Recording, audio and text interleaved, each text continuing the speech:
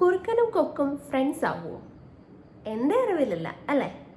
പക്ഷെ നമ്മൾ പണ്ട് കുട്ടിക്കാലത്ത് കേട്ടിട്ടുള്ള ഒരു ഫോക്ക് സ്റ്റോറി ഉണ്ട്. കുറുക്കനും കൊക്കും ഫ്രണ്ട്സ് ആയിരുന്നു. ഈ കഥ ഞാൻ പറയാൻ കാര്യം ഇതിലൊരു മെസ്സേജ് ഒളിഞ്ഞിരിപ്പുണ്ട്. അപ്പം ആ മെസ്സേജ് പറയുന്നതിന് മുന്നേ ആദ്യം ഞാൻ ആ സ്റ്റോറി ഒന്ന് പറയാം, കേട്ടിട്ടില്ലാത്തവർക്ക് വേണ്ടിയിട്ട്. അതായത് പണ്ട് പണ്ട് പണ്ട് കുറേ കാലങ്ങൾക്ക് മുൻപ് വളരെ സുന്ദരമായ ഒരു കാടുണ്ടായിരുന്നു. അപ്പോൾ ഈ കാട്ടിൽ ഒരു കുറുക്കനും ഒരു കൊക്കും, അവർ രണ്ടുപേരും നല്ല ഫ്രണ്ട്സ് ആയിരുന്നു. അങ്ങനെ കൊക്ക് താമസിക്കുന്ന കുളത്തിൻ്റെ അടുത്ത് ഒരു കുറുക്കൻ ഇങ്ങനെ വെള്ളം കുടിക്കാൻ വരും. ഈ കുറുക്കൻ ഇങ്ങനെ വെള്ളം കുടിക്കാൻ വരും. അങ്ങനെ ഇവർ പരിചയപ്പെട്ട് നല്ല കമ്പനിയായി. അപ്പോൾ കുറേ നാൾ കഴിഞ്ഞപ്പം ഈ കുറുക്കൻ്റെ സ്വഭാവത്തിൽ എന്തൊക്കെയോ മാറ്റം വന്നു. കുറുക്കന് കൊക്കിനോട് ചെറിയ സൗന്ദര്യപ്പിണക്കം എന്തൊക്കെയോ തോന്നി. അപ്പോൾ കുറുക്കൻ വിചാരിക്കുകയാണ്, ഇവനൊരു പണി കൊടുക്കണം, ഇവനെ ഇങ്ങനെ വിട്ടാൽ പറ്റത്തില്ല, ഇവൻ എന്തെങ്കിലും ഒരു ചെറിയ പണി കൊടുക്കണം, ഇവനെ ഒന്ന് ഇരുത്തണം എന്ന് വിചാരിച്ചു. പക്ഷെ നമ്മുടെ കൊക്കെന്ന് പറഞ്ഞാൽ പുള്ളിക്കാരൻ ഭയങ്കര ജെനുവിനായിരുന്നു. കൊക്കിന് അങ്ങനെ മനസ്സിൽ വെച്ച് പെരുമാറുന്ന സ്വഭാവമൊന്നും ഇല്ലായിരുന്നു.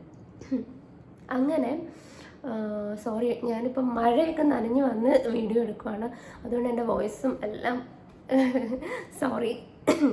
അങ്ങനെ ഒരു ദിവസം ഈ കുറുക്കൻ കുറേ പ്ലാനിങ് ഒക്കെ നടത്തിയിട്ട് കൊക്കിൻ്റെ അടുത്ത് വരികയാണ്.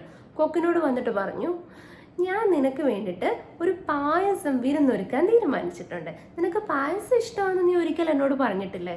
ഒരു കാര്യം ചെയ്യാം, നാളെ ഉച്ചയ്ക്ക് എൻ്റെ വീട്ടിൽ വെച്ച് നമുക്ക് രണ്ടുപേർക്കും കൂടെ ഒരു പായസ സദ്യ കഴിക്കാം.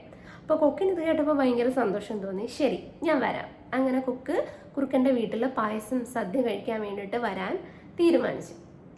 അങ്ങനെ അടുത്ത ദിവസം കൊക്ക് പറഞ്ഞതുപോലെ കുറുക്കൻ്റെ വീട്ടിലേക്ക് കൊക്ക് വരികയാണ്. അപ്പം കുറുക്കന് ഭയങ്കര സന്തോഷമായി. കാരണം എന്താ, നമ്മുടെ കുറുക്കൻ്റെ പ്ലാനിങ് അനുസരിച്ച് കൊക്ക് വരുവാണ്. അപ്പം അവിടെ വെച്ച് എന്തൊക്കെയോ പണി കൊടുക്കാൻ വേണ്ടിയിട്ട് കുറുക്കൻ ഓൾറെഡി പ്രിപ്പറേഷൻസ് എല്ലാം നടത്തി വെച്ചിരിക്കുക. അങ്ങനെ അടുത്ത ദിവസമായി കുറുക്കൻ്റെ വീട്ടിലെത്തി. ഉച്ചയായി. അപ്പം വന്ന് കോളിംഗ് ബെല്ല് അടിച്ചപ്പോഴത്തേക്കിന് തന്നെ കുറുക്കൻ വന്ന് ഡോറ് തുറന്നു. അപ്പോൾ ഡോറ് തുറന്നപ്പോഴത്തേക്കിന് പായസത്തിൻ്റെ മണം ഇങ്ങനെ എത്തി. അങ്ങനെ കുറുക്കൻ ഭയങ്കര സ്നേഹമൊക്കെ പുറമേ കാണിച്ച് കൊക്കിനെ വീട്ടിലേക്ക് ക്ഷണിച്ച് രണ്ടുപേരും ഡൈനിങ് ടേബിളിൽ ഇങ്ങനെ ഇരിക്കുക. അപ്പോൾ കുറുക്കൻ ഒരു പണി കാണിച്ചു. കുറുക്കൻ എന്ത് ചെയ്തു, പായസം കൊക്കിന് ഒരു പരന്ന പാത്രത്തിൽ വിളമ്പിക്കൊണ്ട് വന്നു. എന്നിട്ട് കുറുക്കനും പരന്ന പാത്രത്തിൽ തന്നെ കൊണ്ടുവന്ന് വെച്ചു. അപ്പോൾ നമ്മുടെ കൊക്കിന് ഇത് കഴിക്കാൻ പറ്റുമോ? ഇല്ല. കൊക്കിന് നല്ല നീളമുള്ള ചുണ്ടല്ലേ, അപ്പോൾ അതെങ്ങനെ കഴിക്കും? അതിന് കഴിക്കാൻ പറ്റുന്നില്ല. കൊക്ക് കുറേ ഇങ്ങനെ ശ്രമിക്കുകയാണ് ഇത് കഴിക്കാൻ, പക്ഷെ അതിന് പറ്റുന്നില്ല. ഇത് കണ്ടപ്പോൾ നമ്മുടെ കുറുക്കൻ ഇങ്ങനെ ഓട്ടക്കണ്ണിട്ട് നോക്കിയിട്ട് ഭയങ്കര സന്തോഷമായി. എന്നിട്ട് കുറുക്കൻ ഇതൊന്നും മൈൻഡ് ചെയ്യാതെ പായസം ഫുൾ അങ്ങ് കഴിച്ചു.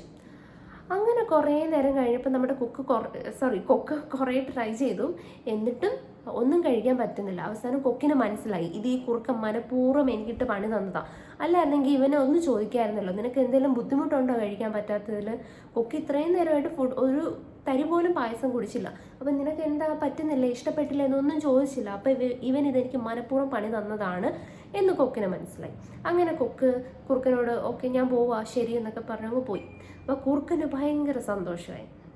അങ്ങനെ കുറേ ദിവസമൊക്കെ കഴിഞ്ഞു. അപ്പോൾ നമ്മുടെ കൊക്കിനെ കാണുമ്പോഴൊക്കെ കുറുക്കൻ ഈ കാര്യം ഒന്നും പറയുന്നില്ല. പിന്നെ ഓരോ കാര്യങ്ങളൊക്കെ പറഞ്ഞ് കൊക്കിനെ ഇങ്ങനെ വേദനിപ്പിച്ചുകൊണ്ടിരിക്കുക. അപ്പോൾ കൊക്ക് തീരുമാനിക്കുക, ശരി ഇവന് തിരിച്ചൊരു പണി കൊടുക്കണം, ഇവൻ്റെ അഹങ്കാരം കുറച്ചൊന്ന് കുറയ്ക്കണം എന്ന് നമ്മുടെ കൊക്ക് തീരുമാനിച്ചു. അങ്ങനെ കൊക്ക് നമ്മുടെ കുറുക്കനോട് പറയാണ്, ഞാൻ വീട്ടിൽ ഒരു സദ്യ ഒരുക്കുന്നുണ്ട്, ഞാൻ നിന്നെ വിളിക്കുകയാണ്, നീ വരണം, തീർച്ചയായിട്ടും വരണം. നിൻ്റെ വീട്ടിലെ പായസം ഞാൻ കഴിച്ചു, ഇനി എൻ്റെ പായസം നീ ഒന്ന് കഴിച്ചു നോക്ക് എന്ന് പറഞ്ഞു. അപ്പം കുറുക്കൻ പറഞ്ഞു, പായസം ഞാൻ കഴിച്ചതല്ലേ, നീ വേറെ എന്തെങ്കിലും ഒന്ന് മാറ്റി പിടിക്കാമെന്ന് പറഞ്ഞു. അപ്പോൾ കൊക്ക് പറഞ്ഞു, ശരി സൂപ്പായാലോ. അപ്പോൾ കുറുക്കന് ഭയങ്കര സന്തോഷം, സൂപ്പോ, ശരി ഞാൻ വരാം. അങ്ങനെ കൊക്ക് പറഞ്ഞു, എന്നാൽ നീ അധികം താമസിക്കേണ്ട, നാളെ തന്നെ നീ പോരെ, നാളെ ഉച്ചയ്ക്ക് എൻ്റെ വീട്ടിൽ നമുക്ക് സൂപ്പ് കഴിക്കാമെന്ന് പറഞ്ഞു, സൂപ്പിൻ്റെ സദ്യ ഒരുക്കാമെന്ന് പറഞ്ഞു. ഇത് കേട്ടപ്പോൾ കുറുക്കന് ഭയങ്കര സന്തോഷം. അങ്ങനെ കുറുക്കൻ എന്ത് ചെയ്തു, അടുത്ത ദിവസം കൊക്ക് പറഞ്ഞതുപോലെ കൊക്കിൻ്റെ വീട്ടിലേക്ക് സൂപ്പ് കുടിക്കാൻ വേണ്ടി വരികയാണ്. അപ്പോൾ കൊക്ക് എന്താ ചെയ്തതെന്നറിയാമോ? കൊക്ക് രണ്ടുപേർക്കും സൂപ്പ് കൊണ്ടുവന്നത് നല്ല നീളമുള്ള ഒരു കൂജയിലാണ്. ഇത് കൊണ്ടുവന്ന് കുറുക്കൻ്റെ മുന്നിൽ വെച്ചപ്പോൾ കുറുക്കൻ ആകെപ്പാടെ അന്താളിച്ചു പോയി. ഇതിനകത്തുനിന്ന് ഞാൻ എങ്ങനെയാണ് കഴിക്കുന്നത്? കുറുക്കൻ എന്നിട്ട് ഊട്ടക്കണ്ടിട്ട് കൊക്ക് എങ്ങനെയാണ് ഇത് കഴിക്കുന്നതെന്ന് നോക്കി. അപ്പം നമ്മുടെ കൊക്കിന് നല്ല നീളമുള്ള ചുണ്ടല്ലേ, കൊക്ക് അതിനകത്തോട്ട് ചുണ്ടിട്ട് ഇങ്ങനെ സുഖമായിട്ട് സൂപ്പ് വലിച്ചു കുടിച്ചു. പക്ഷെ കുറുക്കൻ ഇത് കഴിക്കാൻ പറ്റാതെ ഇങ്ങനെ വിഷമിച്ചിരിക്കുക.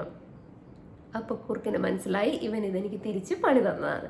അങ്ങനെ കുറുക്കൻ അവിടുന്ന് ഭയങ്കര വിഷമത്തോടെ തനിക്ക് പറ്റിയ തെറ്റ് ഓർത്ത് അവിടുന്ന് തിരിച്ചു പോവാണ്.